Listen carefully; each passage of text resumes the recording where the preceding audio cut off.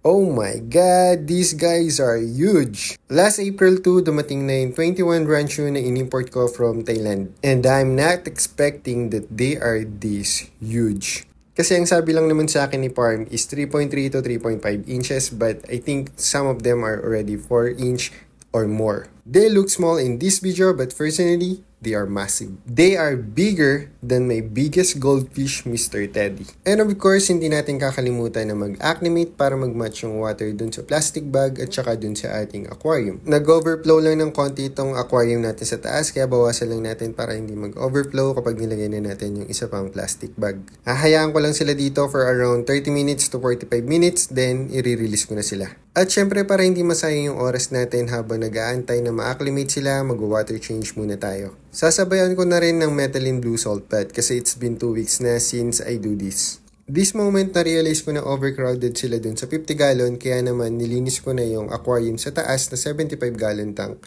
para doon ilagay yung 14 pieces. Tapos yung isa naman dun sa 50 gallon tank is 7 pieces. Naalis ko na yung mga fried ranchu na pinalalaki ko dito, then lilinisin ko lang, tatanggalin ko lang lahat ng green algae at ayaw natin silang kumain at pag stress ang isda ay hindi sila nakakapag-digest ng maayos. Kaya naman para maiwasan natin ang problema, hindi natin sila papakainin kaya tatanggalin ko na lang itong mga green algae kasi tutubo rin naman yan soon. I think tapos na ang acclimation process, kaya umpisaan na natin ang pag-release sa kanila.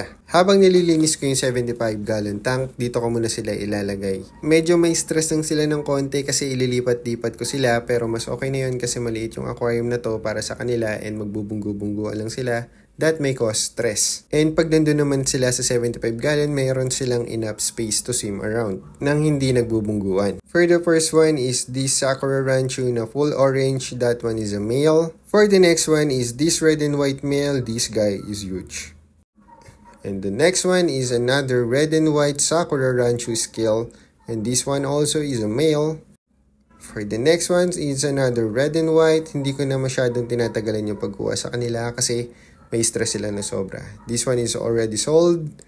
And for the last one, this one is a male. Proceed na tayo sa next plastic bag.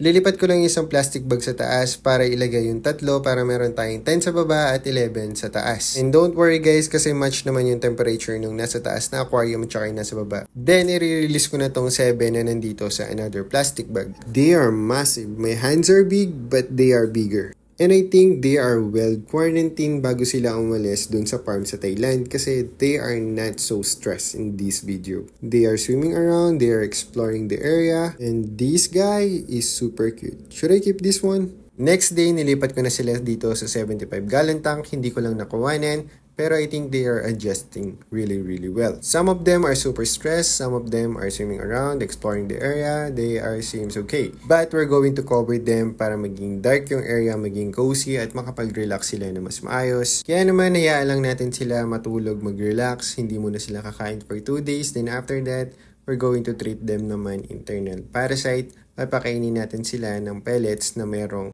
general aid, tapos lalagyan natin ng probiotic, tapos yun na yung pagkain nila para ma-release or matanggal natin yung internal parasite kung meron man.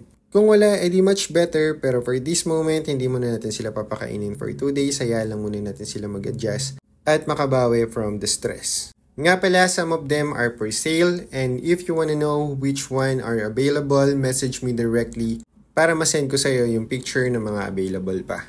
I still have 14, I think 13, but around 13 or 14 pieces pa out of 21. Then minus 2 kasi magkikip ako ng dalawa, so meron pa tayong around 12, 11 or 12. And I think that's all for today's video, and if you want to support me, aside from buying my merch and also my goldfish, you can just like this video and follow me. And if you do so, thank you so much. And again, that is all. Thank you guys for watching and see you on the next one.